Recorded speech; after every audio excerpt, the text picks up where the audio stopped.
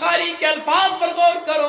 अल्लाह के नबी ने फरमा दिया, अल्लाह तुम्हारे जिस्मों की तरफ नहीं देखता, अल्लाह तुम्हारी शक्लों की तरफ नहीं देखता।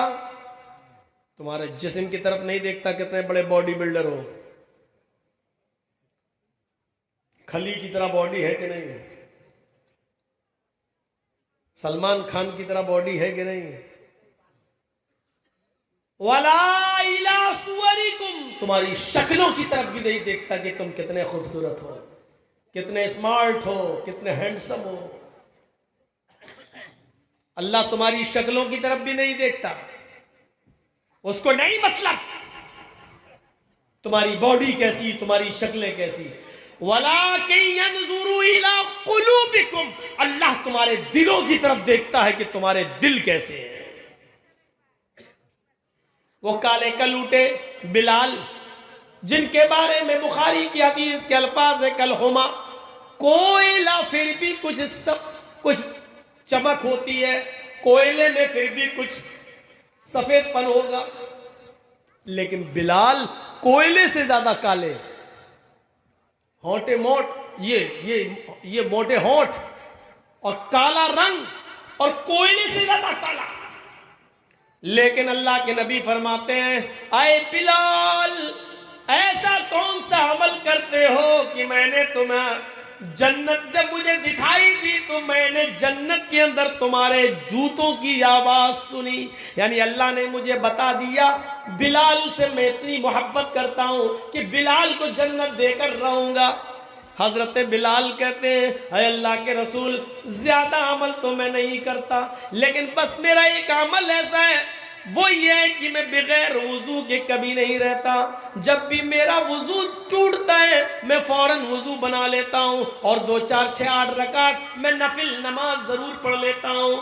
क़ज़ाए हाजत गया, पेशाब व पायखाना किया, फौरन मैंने वुजू बनाया, मैं बगैर वुजू के नहीं रहता हूँ। जब भी वुजू टूटता है तो फौरन वुजू बनाकर मैं 2 रकात 4 रकात नफिल जरूर पढ़ लेता हूँ। अल्लाह के नबी कहते हैं, बिलाल, यही वो नेक अमल है जिसने तुम्हें तमाम साहबा से मुमताज कर दिया है, तमाम साहबा से आगे बढ़ा दिया है। इतना कहना था, उस मस्जिद में बड़े बड़े अमीर, बड़े बड़े महाजन, बड़े बड़े साहूकार, बड़े बड़े चौधरी और सरमायाकार और पैसे वाले लोग बैठे हुए थे। चीख पड़े, अरे बिलाल, तुम्हारी शादी नहीं हुई है, ओ बिलाल, तुम्हें एक नेक लड़की की जरूरत है। आए बिलाल, तुम निकाह करना चाहते हो, आओ, आए बिलाल, आओ मेरे घर चलो, मेरी चांद जैसी खूबसूरत बेटी है, आओ मेरे घर चलो, पानी लेकर वो तुम्हारे सामने आएगी, एक नजर तुम मेरी बेटी पे डाल लो, उसका चेहरा देख लो, उसके हाथ की हथेली देख लो। आए बिलाल, अगर मेरी बेटी तुम्हें पसंद आ जाए तो मैं अपनी बेटी का निकाह तुम्हारे साथ करने को तैयार हूँ। आए बिलाल, अल्लाह के रसूल ने तुम्हें जन्नती कहा है, अगर तुम्हारे साथ मेरी बेटी ब्याह दी जाए, तुम्हारे साथ मैं अपनी बेटी का निकाह कर दूं, तो मेरी बेटी भी तुम्हारी सोहबत में नेक अमल करने वाली हो जाएगी और वो भी जन्नत की हकदार हो जाएगी। और दीनदार लड़के से शादी करने की वजह से शायद अल्लाह मेरी भी बख्शिश कर दे, अल्लाह मेरी भी मग़फ़िरत फरमा दे। मेरे भाइयों, जैसे अल्लाह के नबी ने ये कहा कि बिलाल, मैंने तुम्हारे जूतों की आवाज जन्नत में सुनी है, सहाबा ने ये नहीं देखा बिलाल के होंठ कितने मोटे हैं, उनके गाल कितने काले हैं, उनका चेहरा कितना बड़ा है, उनकी आंखें कैसी हैं, फिर इस पर नजर नहीं डाली। बड़े बड़े अमीर सहाबा ने अपनी लड़कियों की पेशकश कर दी। आए बिलाल, इन्होंने पहले कह दिया है, पहले इनकी बेटी देख लो, अगर पसंद आ जाए तो कर लो और अगर ना आए तो मेरे घर आओ। आए बिलाल, एक नजर मेरी बेटी पर भी डाल लो। आए बिलाल, अगर मेरी बेटी तुम्हें पसंद आ जाए तो मैं भी निकाह करने के लिए तैयार हूँ। मेरे भाइयों, दीनदारी को मयार बनाया गया, दीनदारी को मायार बनाया गया, दीनदारी को मेरे भाइयों कसौटी बनाया गया है। वहां शक्ल सूरतों को नहीं देखा गया। कहा इन्नल्लाह ला यंजुरु इला सामिकुम वला इला सुवरिकुम, अल्लाह तुम्हारी शक्लें नहीं देखता, अल्लाह तुम्हारे जिस्मों को, शरीर को नहीं देखता, अल्लाह तो तुम्हारे तकवे को देखता, तुम्हारे दिलों को देखता है। ये बिलाल थे, ये बिलाल। मेरे भाइयों, इसी तरीके से एक अंसारी लड़की की तरफ एक सहाबी को भेजा गया। कहा अल्लाह के नबी ने, जाओ तुम्हारी शादी नहीं हुई है? कहा नहीं। तुम फला फला घर पे जाओ, वहां एक अंसारी की लड़की रहती है, एक नजर उसको देख लो और उसके घर वालों से कह देना कि अल्लाह के रसूल सल्लल्लाहु अलैहि वसल्लम ने तुम्हें अपनी बेटी का निकाह मेरे साथ करने के लिए कहा है, जाओ तुम्हारा निकाह हो जाएगा। ये आदमी जाते हैं, ये सहाबी रसूल जाते हैं, दरवाजे को दस्तक देते हैं, घर के अंदर कोई मर्द नहीं है। वही लड़की जिसको देखने के लिए भेजा गया है घर में अकेली है, दरवाजे की ओर से सवाल करती है, तुम तो मोबाइल चलाने में शर्माती नहीं हो, तुम तो मैसेंजर और व्हाट्सएप चलाने में शर्म हया नहीं महसूस करती हो, तुम तो फेसबुक चला रही हो, तुम तो रास्तों में मोबाइल पर बात करती हुई चली जाना तुम्हारे लिए कोई शर्म हया की बात ना रही। वो औरत थी, लड़की थी, नबी अकरम ने उसको देखने के लिए भेजा था। सहाबी रसूल उसी के घर को, दरवाजे को दस्तक देते हैं, अंदर से आवाज आती है, कौन? इन्होंने अपना नाम बताया, मैं कहने लगे, अंदर से आवाज आती है, मेरे अब्बू नहीं है, मेरी अम्मी नहीं है, मैं घर में अकेली हूं, इसलिए मैं तुम्हें अंदर आने की इजाजत नहीं दे सकती।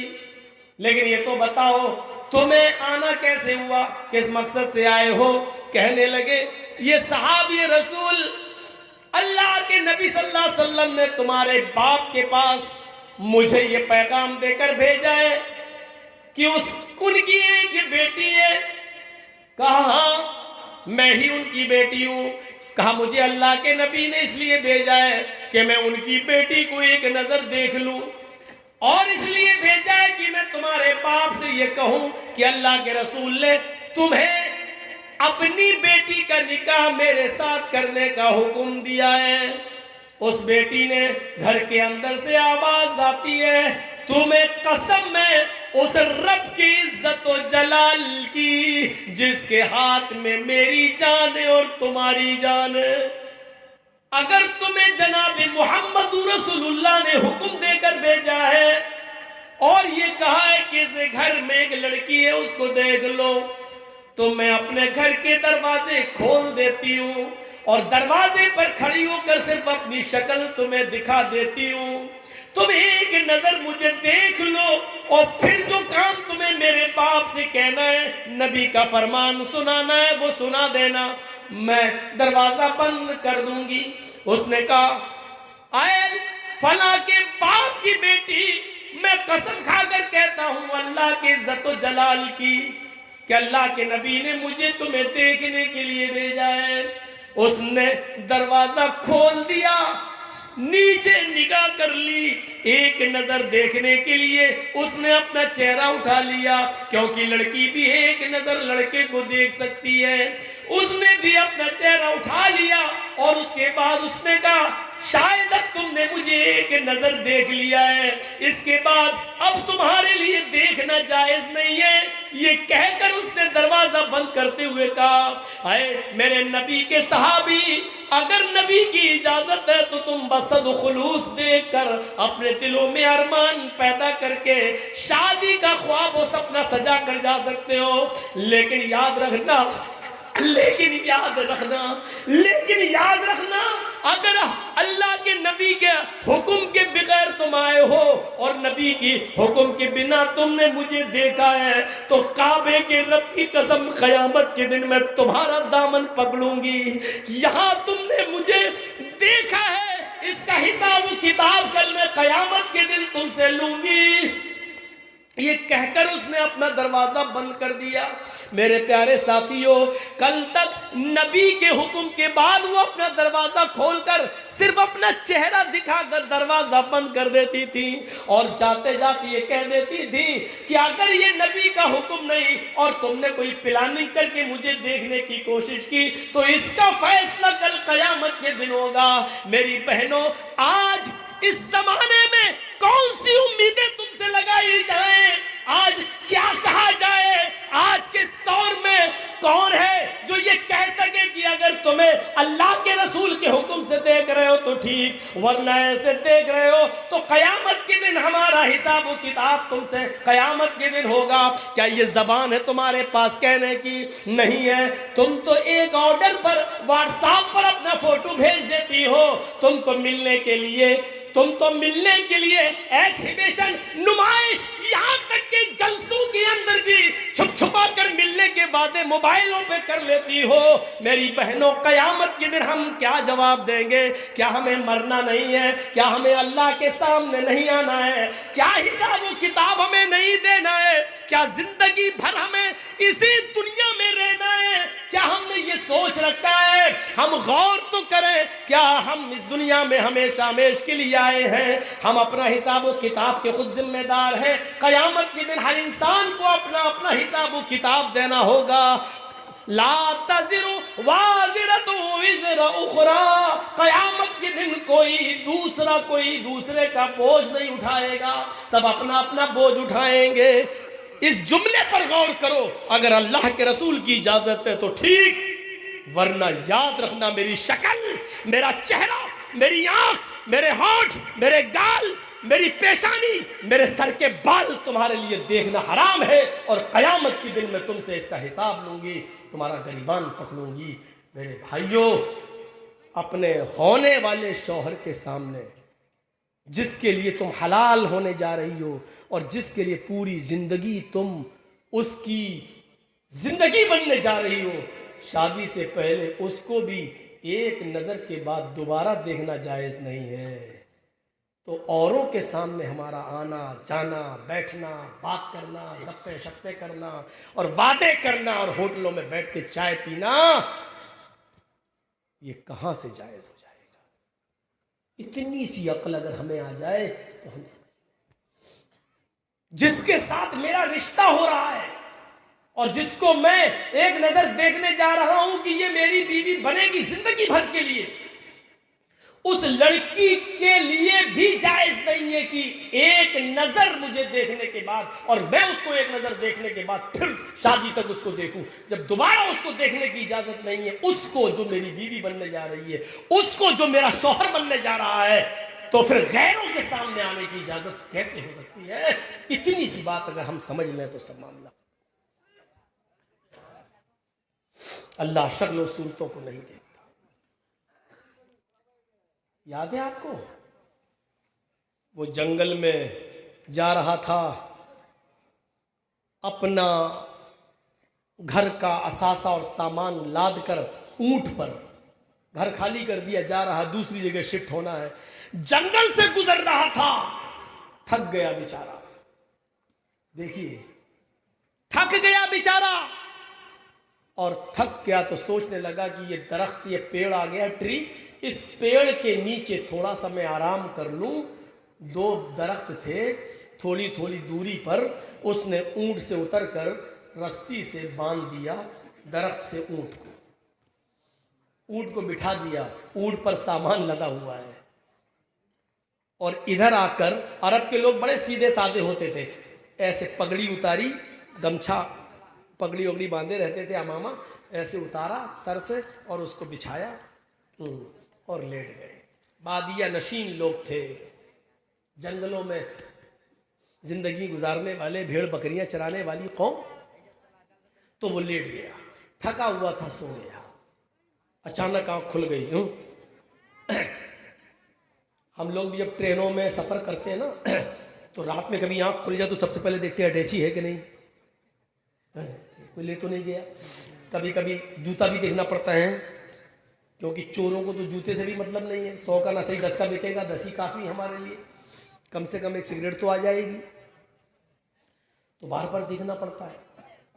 आंख खुली तो सबसे पहले सामान की तरफ, ऐसे ही इसकी आंख खुली तो ऊंट को देखा ऊंट गायब,